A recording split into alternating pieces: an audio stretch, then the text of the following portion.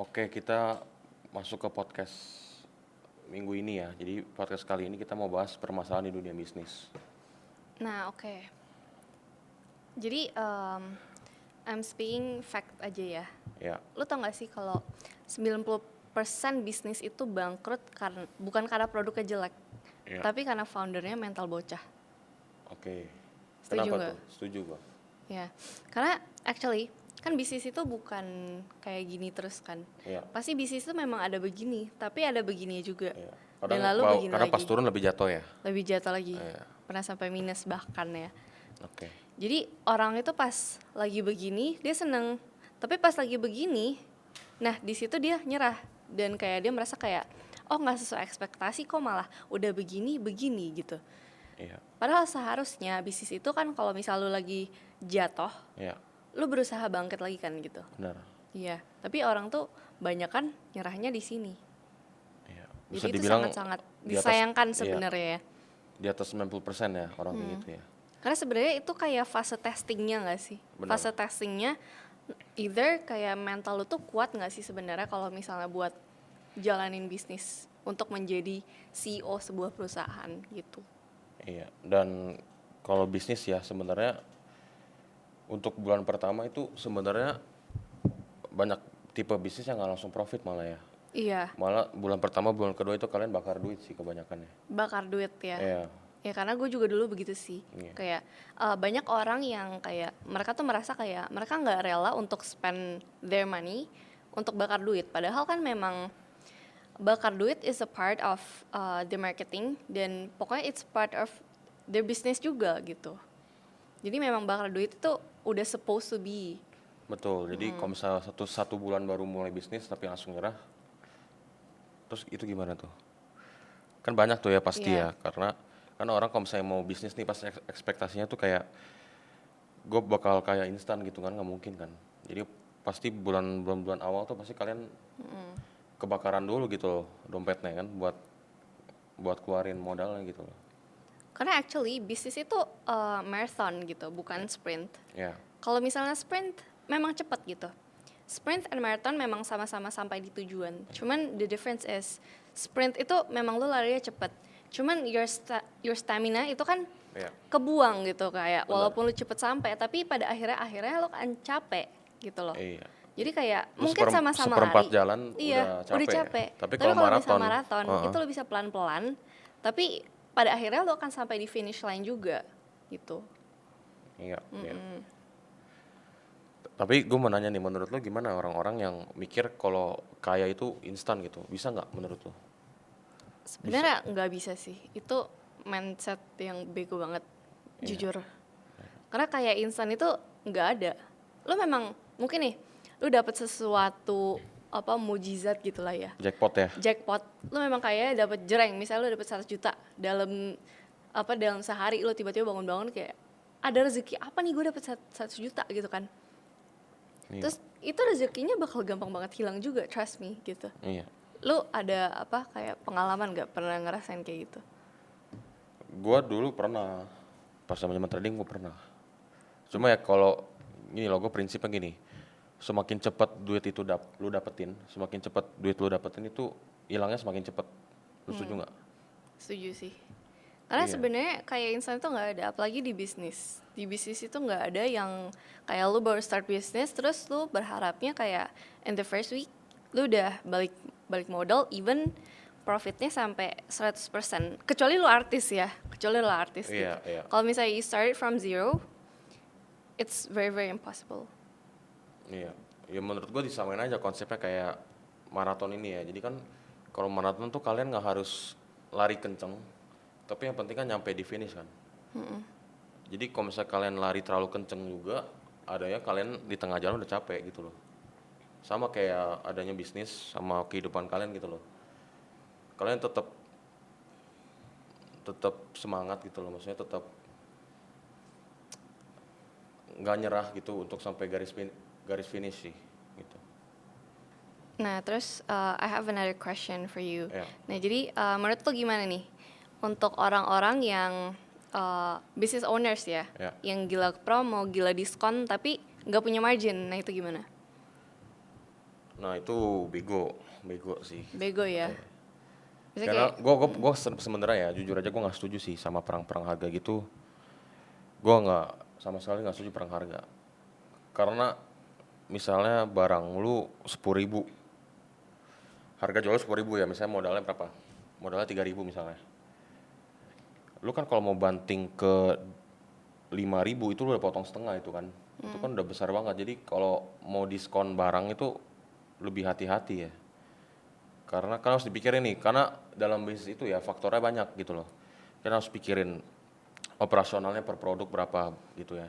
Terus mungkin gaji kalian bisa hitung juga misalnya per apa gitu ya. Kan banyak banyak banyak jenisnya itu. Nah, kalau menurut lu gimana?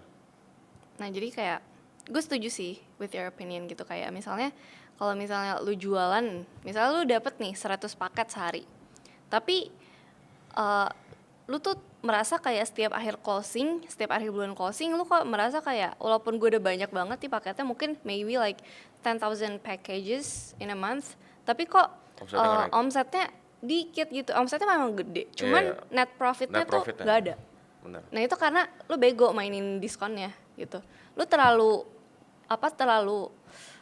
ambisius gitu ya, terlalu ego lu buat ngasih diskon, dan akhirnya lu lupa gitu mikirin kos-kos lain. Iya, karena cost untuk jualan itu nggak cuma cost buat barangnya doang kan. Jadi Either jangan itu gaji, either iya itu sebenarnya. Jadi packaging. jangan ngitung dari barangnya doang gitu, karena harus benar-benar semuanya tuh dihitung rapih gitu ya. Jadi kalian tahu nih, kalian bisa kasih diskon mentoknya seberapa gitu loh. Jangan asal-asal gitu. Karena in fact memang banyak banget nih seller di marketplace gitu ya, yang kayak demi mendapatkan harga termurah itu mereka banting harga gila-gilaan gitu, buat naikin omset doang, buat naikin sales doang. Padahal marginnya tipis. Jadi tuh kayak semakin gede omsetnya, walaupun omsetnya tuh gede, net profitnya tuh tipis banget gitu. Iya, setuju. Terus ya, kalau soal bisnis gitu, menurut lu lingkungan itu pengaruh nggak sih untuk di bisnis lu itu? Maksudnya kayak temen lu atau support dari keluarga itu penting nggak ya? Menurut Karena gua karena gue lihat ya, sorry, karena gue lihat banyak orang yang cemen ya, gara-gara circle-nya gitu. benar, benar banget. Nah, jadi sebenarnya I've ever heard this from someone gitu. Lu bisa jadi miliarder atau lu bisa bangkrut cuman gara-gara lu tuh salah circle. Iya. Kenapa kayak gitu? Karena kalau misalnya lu bergaul nih dengan circle yang kerjanya males-malesan, cuman bisa hangout, cuman bisa ngabisin duit, tapi kayak nggak ada faedahnya gitu. Lu walaupun lu nongkrong 2 jam atau lu bahkan berjam-jam gitu, lewat dari 5 jam, lu nongkrong kayak seharian bersama mereka gitu. Walaupun lu nongkrong udah lama sama mereka, tapi lu pulangnya tuh lu nggak dapet insight apa-apa, kayak there's nothing plus to get from them gitu loh. Iya, Bener nggak? gua nggak bisa sih nongkrong pagi Nggak sampai bisa ya? malam. Gua nggak gelisah, gua nggak bisa kayak gitu. Gelisah. Iya. Karena sebenarnya kayak circle toxic itu bikin mental lu tuh stuck di gaji UMR, ya kan? Iya. Kayak misalnya kaum yang nyaman di comfort zone, nggak mau keluar, kayak udahlah gaji gue segini, mungkin agak pas-pasan dikit, cuman nggak apa-apa lah gitu, udah nyaman kayak gini, ya kan? Banyak Iya. orang kayak gitu kan? Banyak orang kayak gitu, banyak yang ngomong doang gitu kan. Dan kalau misalnya let's say lu nih bergaulnya sama orang-orang yang punya 10 kali lipat income di atas lu. Nah itu pasti lu akan dapet pressure-nya kan, kayak aduh, gengsi gue apa nggak bisa nih, teman-teman gue bisa segini, berarti gue juga bisa dong. Iya. Gue harus bisa masuk di antara mereka. Dan karena pokoknya circle itu bikin lu tuh jadi bisa nge-push lu lah gitu. Sama halnya sebenarnya kayak akademis. Kayak kalau misalnya gue di kuliah gitu, gue di kampus, kan sebenarnya dulu tuh gue nggak ada interest apa-apa untuk belajar kayak ngafalin materi segala macam gitu kan. Yeah. Cuman actually my circle is very very ambitious gitu. Yeah. Jadi itu juga nge-pressure gue gitu. Kayak gue misalnya kalau di dorm gitu kan, Yeah. kan teman selentai gue ada nih satu. Dia tuh masih di library sampai jam 10 lewat, 10 malam. Terus gue jam 9 kalau gue udah selesai belajar, jam 8, jam 9 gitu kalau gue udah selesai belajar, gue yang kayak sumpah ini temen gue masih belajar apa gue kurang ya belajarnya. Nah pasti lu tuh akan merasa kayak gitu gak sih? Ya Iya, kan? bener. Dan menurut gua kalau misalnya kalian punya teman yang maksudnya potensi apa ya? Saya ada potensi sukses gitu ya. Terus udah ada misalnya kayak kalian temenan sama orang yang punya bisnis ya, sumuran kalian, itu ditemenin aja gitu loh. Siapa tahu kalian dapat insight dari dia, ya nggak? Jadi jangan malah dianggap kayak Iya. nih orang kayaknya apa songong deh, belagu deh gitu. Padahal actually you can gain something gitu from them. Nggak apa-apa, maksudnya nggak usah dianggap teman baik lu gitu, nggak usah dianggap best friend. Cuma kalian teman-teman sama dia itu buat kalian dapat pengetahuan gitu, karena pasti di umur kalian itu teman kalian bisa sampai di titik itu tapi kalian belum, itu pasti ada hal yang kalian nggak tahu gitu. Nah jadi mungkin kalian agak nggak cocok gitu. Cuman dicoba aja buat ngobrol-ngobrol sebentar. Karena nggak ada salahnya juga kan buat networking gitu. Iya. Dan kalau misalnya lu punya teman yang nggak ada gunanya, buang aja. Gue juga di titik sekarang, sekarang kalau temen ngefilter banget gitu loh. Cut off ya circle Cut yang off. Jadi kalau toxic. misalnya gue udah nggak nganggap lu lagi, ya berarti emang lu setan kelakuannya. Karena this is based on real story. Iya. Ada temen dia yang sebenarnya kayak nggak tahu terima kasih gitu. Dia udah sempat bantu, tapi dianya ini kebaikan gitu. Gue sampai bilang kayak lu kenapa masih baik banget sih, padahal dia nggak tahu malu, nggak tahu terima kasih, ya kan? Nah, ingat tuh, jadi kalau misalnya dibantu bilang thank you lah minimal. Tuh. Terus menurut lu gimana nih soal kaum yang banyak idenya tapi nggak pernah dieksekusi, gimana tuh? Kalau menurut gue kalau banyak ide malah bagus. Banyak ide bagus. Memilih suatu bidang yang lo pengen tekuni itu juga bagus. Tapi jangan terlalu banyak opsi sih. Jangan terlalu banyak opsi. Terus dipilih mana yang benar-benar bisa panjang bisnisnya. Terus langsung eksekusi sih, nggak ribet.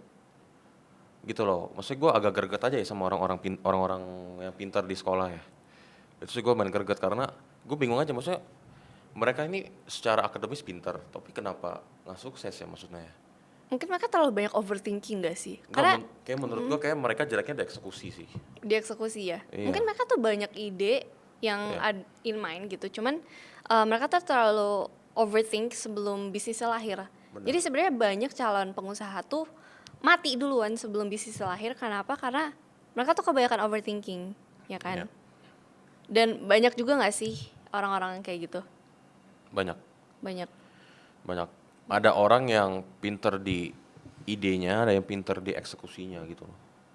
Tapi kalau misalnya punya keduanya lebih bagus, itu jadi pebisnis yang sukses tuh kalau gitu. Jadi pebisnis yang bagus. Karena kalau misal kita lihat nih ya di Indonesia ini dan di member-member 17 Club gitu. Orang-orang itu sebenarnya bukan nggak mau bisnis. Mereka tuh sudah ada niat. Cuman mereka tuh sibuk terlalu mikirin ini dan itu. Kalau misal bisnisnya gagal gimana gitu. Iya.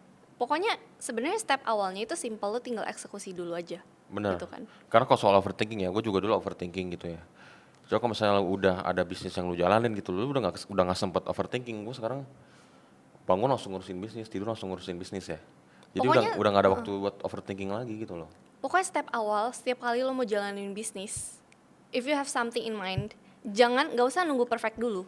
Karena kalau sesuatu yang nunggu perfect itu kelamaan gitu. Mending lo langsung start dulu dan you can fix it along the way gitu. Jadi lo bisa sempurnain bisnis lo itu sambil lo belajar. Jadi nggak perlu segala hal tuh nunggu sempurna dulu. Kayak di hidup juga kayak gitu. Jadi harus lebih cepat sih menurut gua.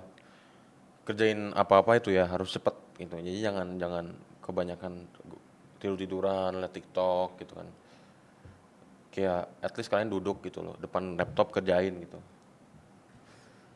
Karena di dunia bisnis tuh memang kayak cepat itu sebenarnya lebih bagus daripada nunggu sempurna dulu, nunggu perfect. Iya. Setuju nggak? Benar. Iya. Karena yang gua lihat juga pebisnis itu di mana-mana tuh orangnya cepet ya.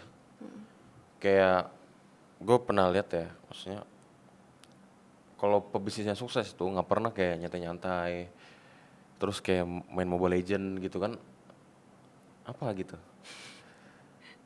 Jadi nggak ada ya kayak gitu ya. Nggak ada. Kayak misalnya, ya gue ngomong aja ya, maksudnya bokap gue juga berduit lah.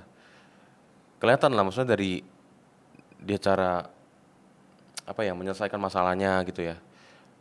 Simpel kayak ngomongin soal naik mobil. Kalau pembisnisnya tuh gue liat naik mobil tuh cepetnya gila loh. Masa Kalau beloknya gimana iya sih? kalau Belok? belok kan langsung jebret gitu maksudnya. Maksudnya itu karena gue tahu pebisnis itu ya yang udah sukses. Uang itu udah maksudnya artinya tuh lebih lebih kecil ya daripada waktu ya. Iya waktu tuh selalu lebih berharga sih daripada uang ya. Itu yang gua tetapkan sampai sekarang gitu loh. Jadi misalnya waktu lu tuh jadi bisa lebih efisien gitu loh. Karena waktu itu nggak bisa ditarik lagi gitu loh. Kalau uang tuh bisa dicari. Kalau waktu tuh nggak bisa diulang. And this is a plus point juga. Kayak gue pernah baca buku, tapi gue lupa judulnya itu apa. Dan bener, waktu itu lebih berharga daripada uang. Iya. Gitu. Jadi kayak kalau misalnya if you have a business gitu dan lu masih mikir-mikir kayak um, CEO itu adalah chief executive officer, bukan chief everything officer gitu. Iya. Jadi lo nggak bisa expect like you can do all of your business stuffs by your own karena itu akan pretty much waste your time aja. Dan um, the tip is lu cari tahu kayak your strength gitu kan, your strength, kekuatan lu di mana, power lu di mana, dan lu cari tahu juga titik kelemahan lu di mana. Benar. Dan kalau misalnya lu udah tahu nih titik kelemahan lu di mana, for example like kalau misalnya gue ini kuatnya di marketing, tapi kalau misalnya di branding lah gitu ceritanya ya, itu gue kurang. Nah itu gue bisa cari someone yang bisa kencengin lagi nih, kayak Iya. di sosial medianya kayak gimana dan cara narik ke salesnya gimana. Itu you can actually hire someone buat bantu ekspansi perusahaan lo gitu. Iya, karena menurut gue jangan takut sih untuk bayar karyawan ya. Tapi harus tahu dulu nih karyawan lu ini bekerjanya apa, jangan ngasal gitu loh. Iya. Kayak misalnya karyawan lu masa kerjanya baru gimana ya? Baru omset lu misalnya 30 juta tapi udah pakai karyawan sih enggak sih. Kayak harus kayak 100 juta gitu loh, pakai karyawan boleh. Tapi asal tugasnya jelas, maksudnya kalau bisa kalau misalnya waktu lu udah nggak ada baru deh tarik karyawan gitu loh. Kalau misalnya lu masih bisa kerjain pagi sampai malam gitu, maksudnya nggak usah sih. Kalau misalnya kayak udah ganggu waktu tidur lu, kayak lu tidur 3 jam gitu pakai. Udah harus pakai. Terus lu setuju nggak sih kalau kayak sebenarnya ya memang nih banyak bisnis sekarang yang ngikutin tren, tapi bisnis itu juga possible untuk mati bareng trennya. Iya. Iya kan, kayak gitu kan. Nah jadi buat kalian semua nih yang bikin bisnis cuman karena tren, siap-siap juga mati karena ikutin trennya itu. Except kalau misalnya lu bisa turn your business into something kalau misalnya trennya udah mati ya. Kayak misalnya dibikin jadi apa, di rebrand or something gitu. Karena sebenarnya kayak FOMO itu memang bikin orang gampang ikut-ikutan bisnis atau something yang viral gitu. Tapi kalau misalnya itu udah nggak viral, ya siap-siap aja mati gitu, ya kan? Bener. Masalahnya kalau misalnya brandnya itu cepat mati, kayak trennya cepat mati, bisnisnya itu lu juga bisa ikut hilang with the trend gitu. Kayak misalnya let's say dulu tren apa ya yang viral and happening banget gitu, kayak mungkin bisnis kue-kuean artis gitu ya. Nah kan dulu tuh sempet kayak banyak banget gitu bisnis kue-kuean artis, tapi kayak sekarang udah hilang gitu kan. Dan Karena itu by bahkan trend doang kan. by trend doang. Iya. Kayak memang banyak banget tuh artis yang tiba-tiba bikin toko kue dan memang lagi ngetrend banget kan pas itu, cuman pas itu doang. Tapi sekarang emang masih ada, Nggak ada. paling cuma 1-2 nggak sih yang sustain. Iya, jadi menurut gue sih kalau misalnya lu viral ya, misalnya viral, pastiin isinya tuh bagus. Kayak misalnya lu jual kue, pastiin kue lu bagus gitu loh. Jangan viral doang. Kalau itu yang selalu gue tetapin sih, maksudnya lu boleh kontroversial di media gitu, maksudnya boleh lu gembar-gembor di media, tapi pastiin kualitas isinya tuh bagus gitu loh.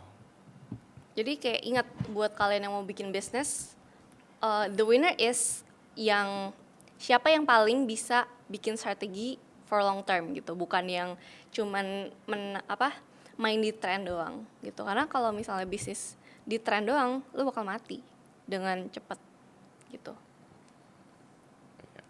Terus banyak ya pebisnis juga yang duitnya tuh habis gara-gara lifestyle aja ya sebenarnya. Jadi uangnya tuh sebenarnya nggak diputerin tapi buat lifestyle. Menurut tuh gimana tuh? Banyak juga yang kayak gitu. Jadi kayak eh memang nih omset bisnis lu tuh gede. Tapi kayak gimana ya bilang ya? Lu tuh terlalu kemakan sama gengsi dan ego lu. Kalau misalnya kayak seorang CEO, seorang bos itu harus kelihatan mahal dan fancy sehingga lu beli-beli baju branded, lu beli-beli tas branded, sendal, pokoknya up to toe itu harus branded. Pokoknya gue harus kelihatan mahal karena kalau enggak, karena kan gue itu CEO, kalau enggak ego gue taruh di mana gitu. Bener. Itu sebenarnya nggak harus kayak gitu, ya kan? Ya, jadi nggak bisa ngatur cash flow juga ya. Iya, nggak bisa ngatur cash flow kan? Iya, jadi Karena sebenarnya nih, ya oke oke. bisnis itu banyak bisnis yang mati bukan karena rugi, tapi karena cash flow-nya tuh bocor, ya Iya, kan? iya, cash flow-nya bocor. Cash flow-nya bocor. Jadi sama yang kayak the point nih yang lu mention tadi, pendapatan gede nih memang. Bisnis tuh pendapatannya memang gede, tapi duit tuh nggak pernah kelihatan. Karena semua habis di biaya dan lifestyle. Benar. Gitu kayak kalau misalnya ini kesalahan business owners juga nih ya. Kayak kalau misalnya memang bisnis lu masih kecil, tapi this is a tip buat start tracking cash flow juga gak sih? Iya, benar. Karena kalau misal kayak bisnis udah gede dan tiba-tiba nih lu butuh data track records financial lu gitu, lu nggak ada. Iya. Itu penting Dan banget loh. kalau misal kayak karena juga gue dulu tuh sebenarnya pernah kayak gitu. Gue tuh dulu nggak pernah ngitung cash flow, jadi semua dikira-kira aja. Dan pas akhir bulan mau closing, itu malah kok Bingung. gue udah jualan sebanyak ini, tapi kok kayak apa net profitnya cuman segini gitu kan? It's agak strange gitu. Tapi kalau misal lu punya the financial record tracks, lu bisa tracking itu. Dan itu tuh bakal jadi jelas kayak bocornya di mana, kayak gitu. Pokoknya if you can maintain a healthy cash flow, itu bisnis lu bakal tahan badai, ya kan? Iya. Dan sebenarnya banyak juga kayak founder yang suka pamer lifestyle, tapi sebenarnya bisnisnya itu sekarat.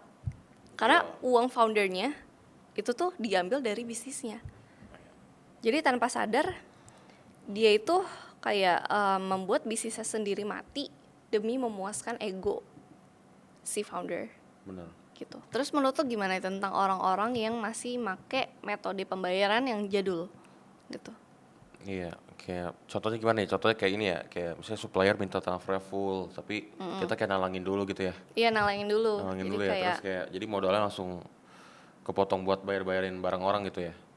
dan duitnya tuh jadinya baliknya lama gitu kan. Iya. Apalagi kita kan ngurusin apa barang-barang import yang kalau misal proses import tuh nggak cepet gitu, kesini butuh beberapa minggu Iya. bahkan bulan gitu. Jadi kayak perputaran kita tuh jadi lama sampai kita nemu satu cara cerdas buat jaga cash flow tetap sehat, yaitu dengan leverage kartu kredit, ya kan? Iya. Gimana itu leverage kartu kredit? Maksudnya gini loh, ini kartu kredit bukan kita ngajarin buat kayak riba ya, cuma ini kan dalam bisnis tuh pasti ada. Jadi biar lu nggak mau uang lu tuh nggak kepake semua untuk barang orang gitu loh. Gimana coba bisa jelasin? Nah, jadi sebenarnya kita nih juga dapat infonya dari teman kita kan, teman Iya, kita yang teman-teman- nyaranin. teman baik Sebenarnya kita. kita kayak cerita gitu kayak gimana sih sebenarnya cara puterin duit biar tetap sehat, tapi kayak perputaran modalnya tuh nggak perlu lama gitu. Soalnya kan kita jualannya barang import kan. Bener. Terus kayak bayar ke supplier full dulu, terus nunggu barang baru kita bisa jualin sampai sini gitu. Iya. Nah, jadi sebenarnya kita udah nyoba ini sendiri dan ternyata game changer banget, ya kan? Jujur, iya. jujur nih. Iya. Nah, jadi namanya tuh paper payout. Nah, jadi kayak lu tuh bisa bayar supplier pakai kartu kredit walaupun supplier lu cuma nerimanya transfer. Jadi lu Iya. kayak bayar kredit tapi apa supplier lu tuh nerimanya full Iya, langsung benar. gitu. Pakai kartu itu ya. Jadi sebenarnya tuh lu punya tempo sebenarnya kayak misalnya 4-5 hari sebelum bayar ke bank ya. Jadi ada nafas lah buat bisnis lu jalan gitu. That's very interesting sih. Iya. Jadi Iya. bisnis lu jalan tapi lu modalnya nggak habis gitu loh. Karena ditanggung sama kartu kredit itu ya. Heeh. Sebenarnya kita juga agak apa nggak percaya gitu sih, agak takut-takut juga sampai akhirnya kita nyoba sendiri. Iya. Mungkin lu tuh kedengarannya kayak skeptical gitu mungkin ya, cuman lu cobain dulu sendiri gitu. Ya, ini bukan endorse ya, bukan Lu endorse cobain ini. dulu sendiri. Karena kita tuh Lu di bilang sini endorse, ini bukan endorse. bukan Ini emang endorse, kita beneran barang mau bagus. spill something yang mungkin bisa ngebantu kalian juga gitu. Iya. Dan apa kayak one thing yang bagus banget lagi, Iya. semua transaksi itu udah otomatis tercatat di dashboard. Jadi cash flow-nya rapih, ya kan? Iya benar. Jadi kayak nggak ada drama-drama uang nyangkut gitu ya. Atau kayak uangnya tiba-tiba hilang, terus lu nggak tahu uangnya tuh larinya kemana atau bocornya kemana. Ini Itu juga- langsung kecatat. Saya paper payout ini juga semua orang udah pakai sih, maksudnya udah banyak pebisnis pasti pakai. Pasti buat, banyak buat bikin gitu. invoice juga pasti pakai ginian. Jadi kita ngomong bukan ngomongin brand yang masih kecil-kecil gitu, kita brand yang udah kebanyakan orang pakai. Jadi mau bilang endorse lah terserah gitu loh, maksudnya kita cuma saranin gitu loh, pakai apa gitu. Nggak ada endorse, Nggak ada ya. nggak ada. Karena juga Nggak terima kita, juga kita.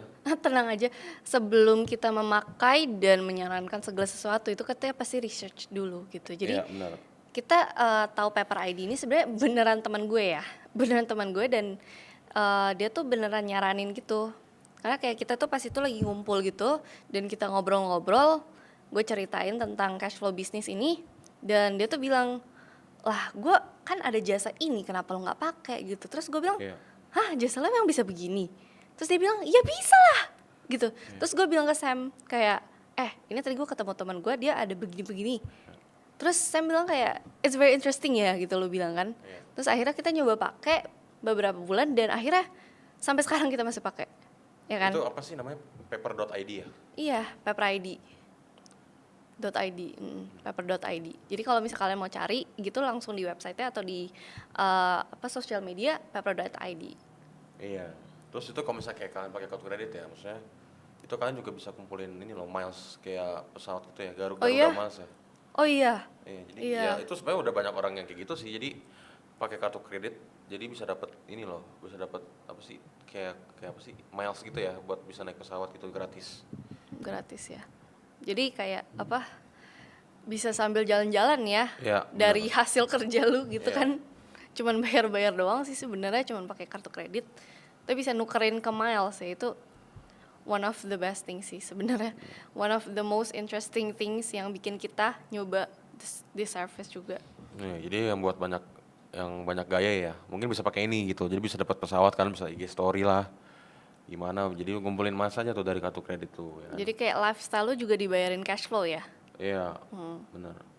Nah jadi buat kalian nih yang masih kehabisan modal karena cara bayar yang jadul gitu. Itu jadul sih, Jadul banget itu kalau itu misalnya- jelek banget, serius. Kalau misalnya lu kayak kita ya, kita misalnya ngimpor nih, misalnya orang order 1 kontainer gitu ya.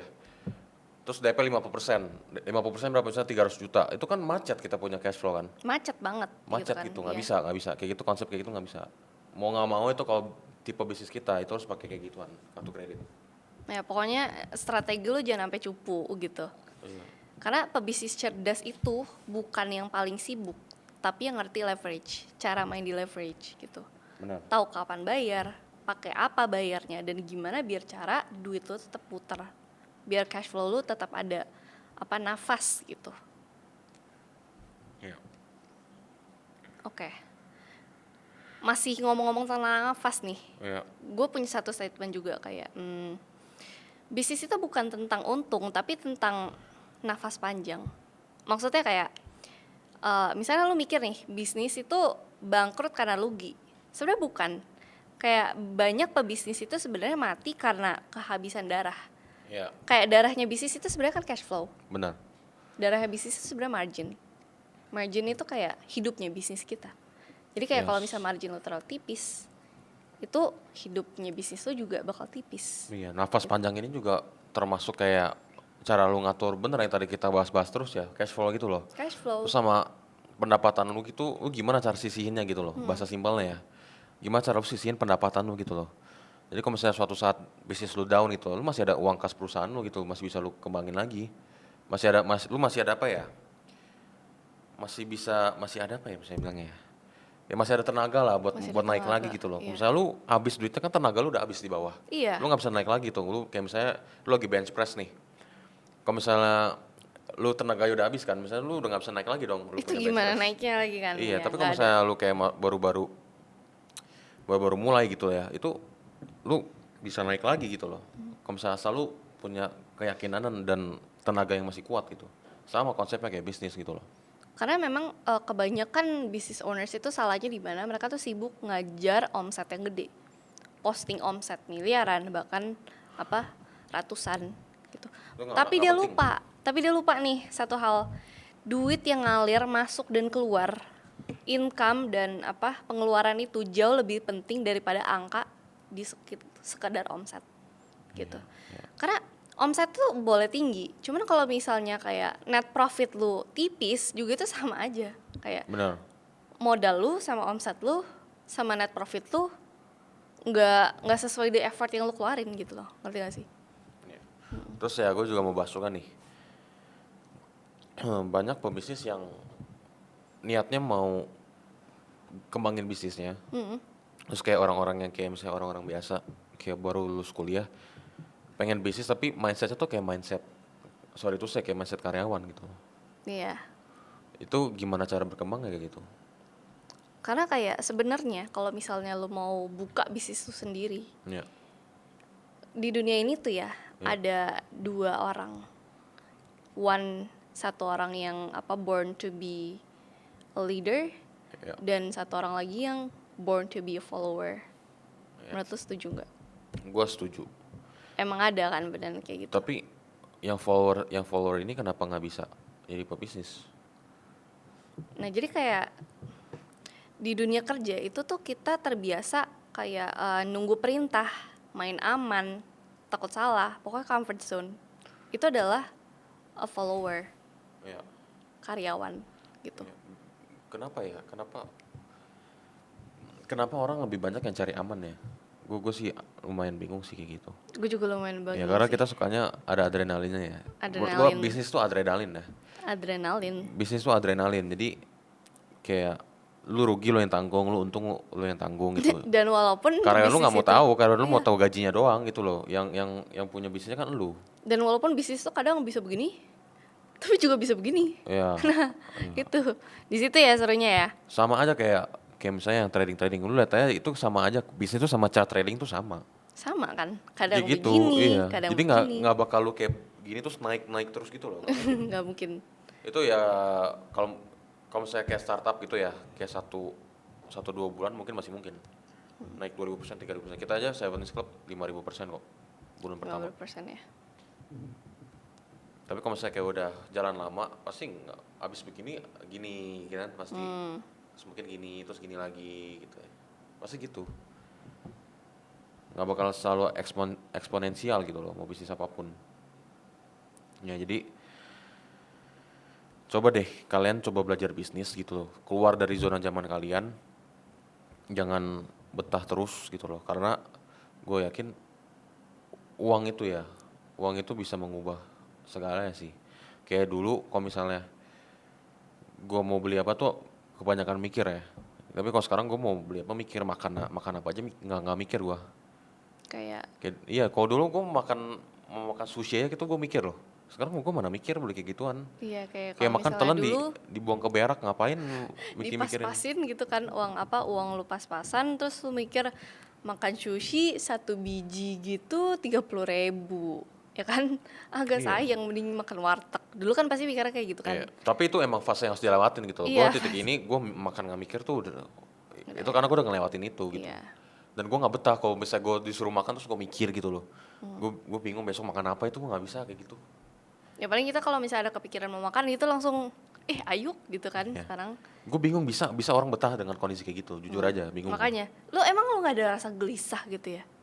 Memang gue nggak maksa kalian startnya dari misalnya anak orang kaya, gue nggak minta kayak gue nggak suruh kalian buat begitu loh maksudnya, tapi perasaannya itu loh kenapa kalian bisa betah gitu untuk stay di posisi bawah gitu. At least adalah kayak At least, niatan sedikit ya. untuk kalian berubah gitu. Mungkin At least bisa bukan mulai. bukan buat diri lu, at least bukan buat diri lu. Gue juga selalu apa yang gue kerjain ini bukan buat diri gue gitu loh.